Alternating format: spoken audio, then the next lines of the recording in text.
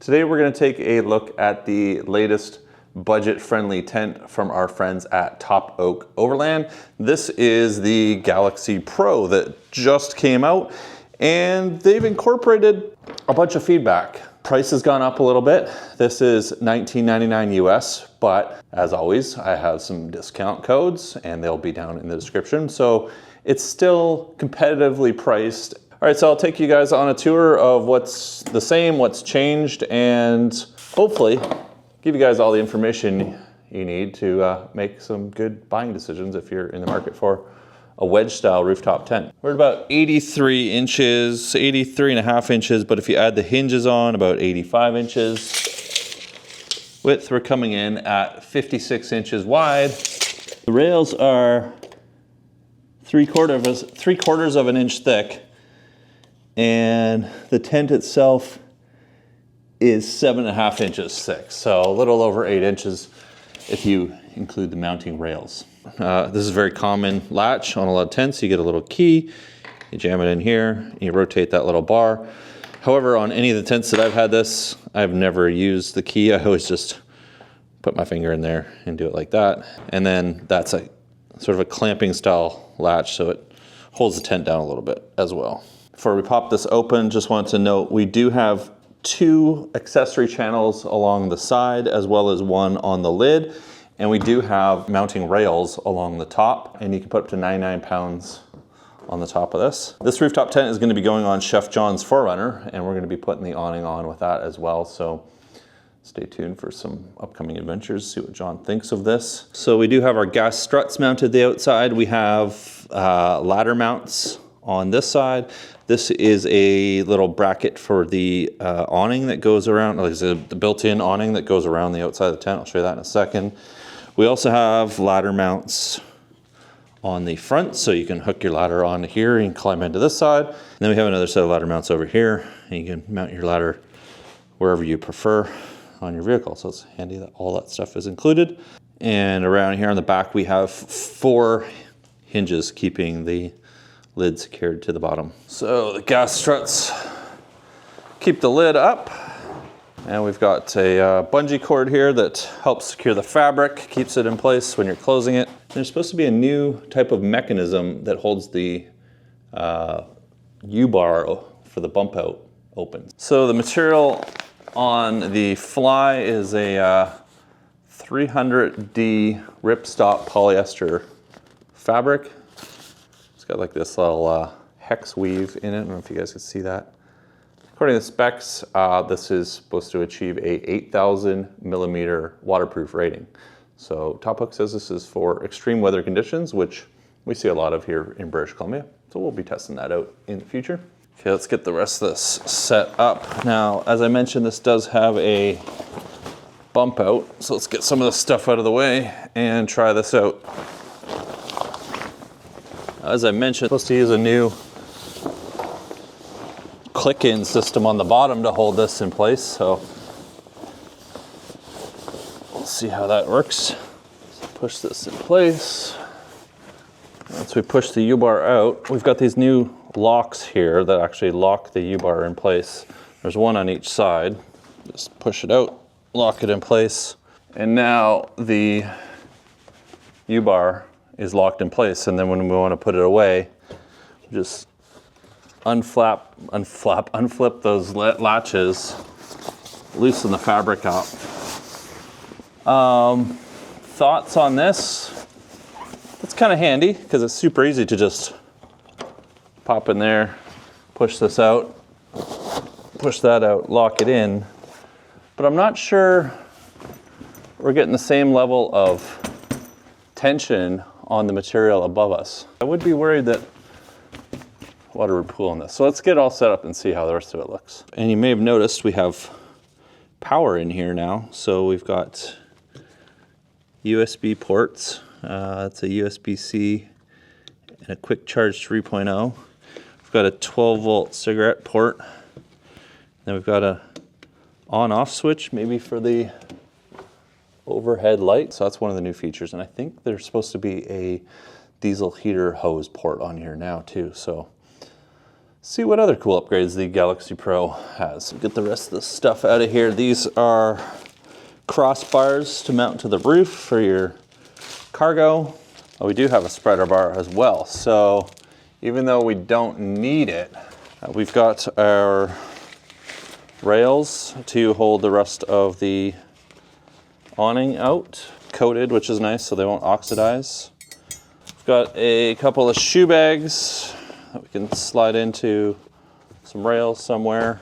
And we've got our ladder and a bag of mounting hardware. So let's get this on the table and see what we've got. As we mentioned, we got a couple shoe bags. These are always handy for keeping crap out of your tent. I don't usually hang these on the sides. I usually just keep them in the tent and put my shoes inside the bag and keep all the dirt off the mattress that way. Have another bag of bolts and accessories. So this is gonna looks like we have our mounting hardware for the channels underneath.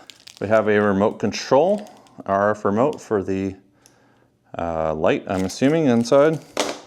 And we've got the mounting straps. And in this box, we've got, this is gonna be the hardware for mounting your crossbars. These are the little brackets for crossbars, some end caps, and they include a 13 mil ratcheting wrench, which is handy for installing this on top of your vehicle. Doesn't look like there's anything new with the ladder. We've still got flat rungs. It's nice to have angled rungs because then when the ladder's on an angle, it's kind of flat for your feet. All right guys, quick pause from the review of the Top Oak tent. I know you guys like to save money and you like good deals, and that's why I wanted to let you know that Iceco has a massive sale going on right now.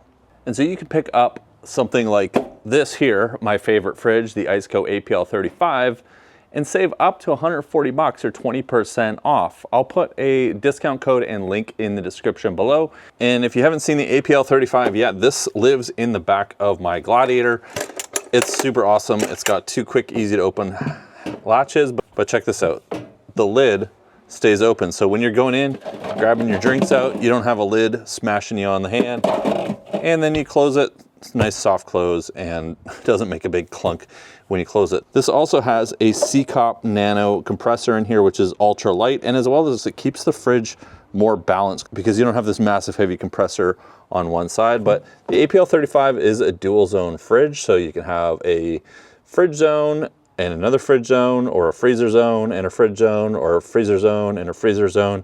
You guys get the idea. Iceco has been putting out some great products, and you can even pick up the APL 35 now in black. So this is the aluminum version, which I like, but if you want something that's maybe a little bit more black, you can get it in another color now. So huge anniversary sale from Iceco. Thanks so much to Iceco for sponsoring this week's video, and check out the links down in the description below, as well as the coupon codes to save yourself quite a bit of money with their anniversary sale going on right now. All right, back to the review.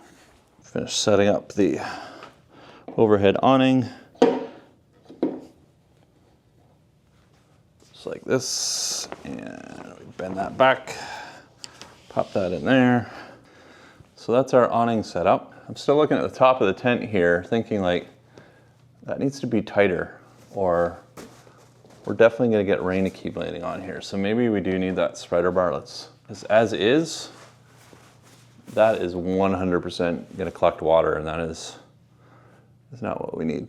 It's kind of handy to have this awning over top of where you might have your ladder, and on all three sides, depending on where you want to climb in. And I like the black and gray. It's cool. It's pretty much the same as before, except now we have a little center mounting point here, and I'm just gonna click this into the U-bar here, and then we're just gonna push our U-bar out, lock that in place. That's gonna hold it nice and tight. Now, given all that, I don't really see the point of these locking mechanisms, so I'm just gonna leave them open because this does a perfectly good job at keeping this nice and tight, just how we need it. Now it's nice and tight. On the roof, we've got a center bow here to help bead the water off. And then we've got our awning around the 3 sides. So don't know why these were added, but spreader bar seems to work just fine. We'll leave it at that. So just notice this here on the awning.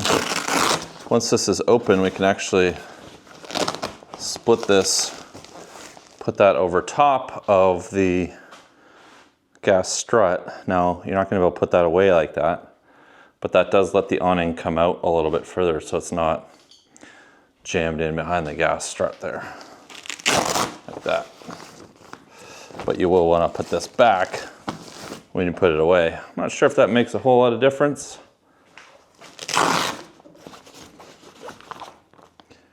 But we'll leave that like that for the video. I've got to look at the pass-through for your heater hose. This is a Velcro cover, which is nice. This makes it easy for passing wires and stuff through. Now this only exists on the one side. This is not on both sides. And this is a 3-inch opening. And it is not flexible. So if you've got a 4-inch heater hose, you're gonna wanna figure something out to get that in there. So most heaters that I've seen are 3.5-inch, and then I adapt them up to a 4-inch heater hose, which is what I use. So I would make getting that in there quite difficult. All right, before I take you guys inside and see how I fit inside this tent, as well as how comfortable the mattress is, I wanted to figure out how to get the light on. And I showed you guys that little USB box with the switch and everything. To power that, we have now an Anderson plug right here underneath the tent. So next to the mounting rail, you have this standard Anderson plug, which if you go order one online, they look like this. And this plug does not come with the tent. I had one of these laying around, but you just plug a 12-volt source into here. If you could put the plug the right way. And we're just gonna click that into place. Now I've got this running off, you can run this off any 12-volt source. I have this running off this AC to DC converter. And I use this in my truck to be able to get lots of amps off a portable power station. So this just plugs into one of the AC ports. And now I've got 30 amps, I believe this is, 25 amps. So we can put 300 watts of DC power on the outside of this. So this is just a waterproof LED power supply. I think you use these for outdoor garden lighting, but they work great because a lot of these portable power stations don't have much amps on their 12-volt receptacle. So you can plug into the inverter, turn the inverter on.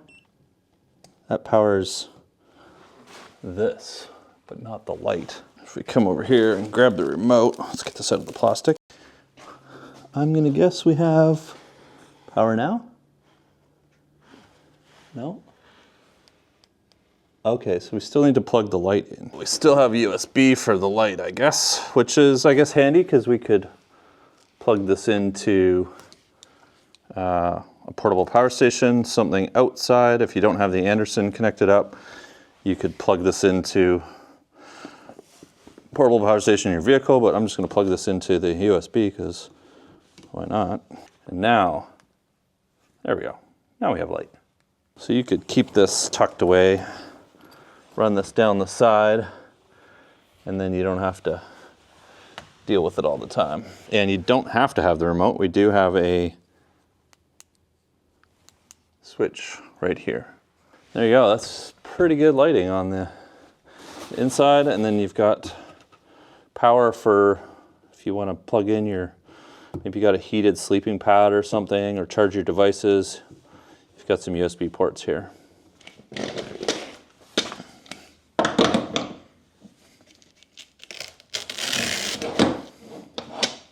All right, let's talk about the inside and some of the features. First off, size. Actual mattress size is gonna be 78 inches long and 52 inches wide. And the mattress is 2 3/4 inches thick. So that's definitely getting up there in mattress thickness, and it just feels like regular foam, not memory foam. Sort of like a medium density. Now we do have a skylight. Let's check that out. So we should be able to zip this open and across the spreader bar. Ah, cool. We can see through the awning. So this is mesh. This is a screen, and then you've got plastic on top of that in the awning. So you could actually leave this open in the rain.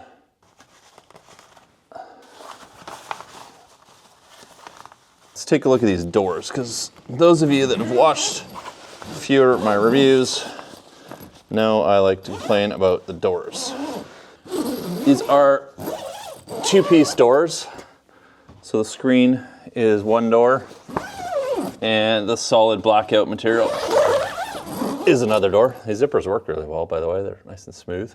I prefer to see the screen and door integrated into one, so that when you're getting in and out, you only have to undo one zipper. But at least we've got the screen on the outside. I've had some tents where the screen is on the inside, and then when you want to go close the solid panel, you have to open the screen up. And if you're in bug territory, that means you're likely to get some bugs in your tent. So we've got the screen on the side, which is good, but I don't understand why we couldn't just make the screen mesh part of one big door, like AliCab does on my Gen 3R, and then you only have to do one zipper to get in and out all the time. One day, we will get the perfect tent. So this is a blackout fabric, so when we close this up, it should get pretty dark. So let's do that. Okay, we've closed everything up. If we turn this power off, it should get dark in here. All right, well, I can't see anything other than my camera screen. There we go, let's turn that back on. So that is pitch black in my garage. That's pretty good. Now, as far as other features inside the tent, we've got a pocket on each side. I think in a windstorm, this would be pretty noisy. All the seams are taped over, so that should prevent any leaking. And then on this side, we've got a couple pouches down the end. So we've got another pouch there, another pouch there to put some stuff, and then we've got this bungee strapped on. We could remove this if you wanted to, but this has got a pouch, a screen mesh pouch, and another pouch in it. And then the ceiling of this is insulated, so that's going to keep the condensation off. And there's also a condensation mat underneath the mattress and a insulation layer underneath the mattress as well. And then you've got your aluminum bottom. So that'll keep the cold metal from bringing in cold and moisture. And then you've got some airflow underneath your mattress, and then your mattress, and that helps with mold and other stuff accumulating. I know you guys always want to know, how do I fit in here, or how are you going to fit in here? Now, I'm 6'2", and that's one of the things that I like about these bump outs, because you get a little bit extra headroom because the tent isn't coming up on an angle that's going that way. So you get a little extra headroom to put your pillow. Down the other end, I've got room for my feet. If you're a back sleeper, my head is, this is where my head is, right up against this. My feet are just touching the roof. So it'd be nice if the roof was a little bit more angled to give you a bit more room. But that is one of the drawbacks with most wedge style tents that I see, is if you're taller, you sleep on your back, it's a problem. If you sleep on your side, not so much. You've got a bit more room. Comfort, I would say, as far as mattress comfort goes, it's nice that it's thick, being almost 3 inches thick. That's a pretty good mattress thickness. This is not bad, to be honest. It could be a little bit softer because of how thick it is, because I'm not pushing all the way through, and I'm 230 pounds, so If you're lighter, this is gonna be a bit firm, but if you're heavier, it's gonna give you a bit more support. And if you're wondering about how many people could sleep in here, definitely lots of room for you and your partner to sleep in here, or you and a kid. There's lots of room. It's I mean, it's not a king size bed, but you're camping.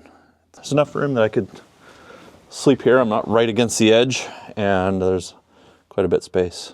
All right, final thoughts for you guys. I still think you're getting a lot of bang for your buck, even though the price has crept up to $19.99 US. The first Top Oak tent that I reviewed was like $11.99 US. It was super cheap, but this is the pro version of it. I don't know what pro actually means in the rooftop tent space, but they've added a bunch of stuff that cheaper one didn't have. The Top Oak tents are still competitive and quite a bit less money than some of the, what I think would be equivalent competitors in the same space. You might be looking at like a Roof Nest or a Free Spirit Recreation tent. Those are gonna be $600 to $1,000 or more. From what I've seen of those tents and this tent, they look very similar as far as build quality goes. So I don't think that it's necessarily worth it to pay, you know, upwards of $1,000 more, especially because there's going to be discount codes for you guys down in the description below. I have some affiliate links that Top Oak has provided me. They're going to give you guys discounts. Give me a small commission if you do make a purchase. But as always, guys, with every review, nobody gets a say about what goes in the video. Everything is my honest opinion, and Top Oak has not seen this video before it goes live. But it does help you guys save a few bucks. And it does help support me making videos on the channel if you use those links. I don't think this compares to some of the build quality of the top tier tents. Top tier tents that I would consider are Alucab. Those are made in South Africa. You've got the Go Fast Camper tents. Those are made in the United States. And the James Brood tents, which I think are also made in South Africa, but I could be wrong. You guys can let me know in the comments. I think those three companies are the top tier tents.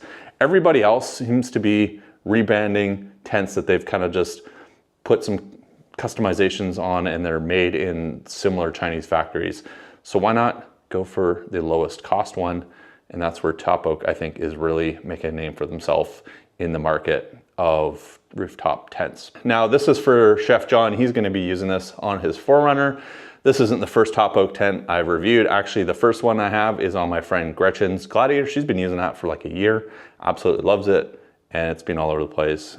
And so I am confident that the Top Oak tents do hold up. And for the price point, it's good bang for your buck, guys. All right, one last quick favor from you guys. I make these videos to help you guys, other off-road camping enthusiasts, have the information you need to make buying choices. And the best way for me to help as many people as possible is to play the YouTube algorithm game.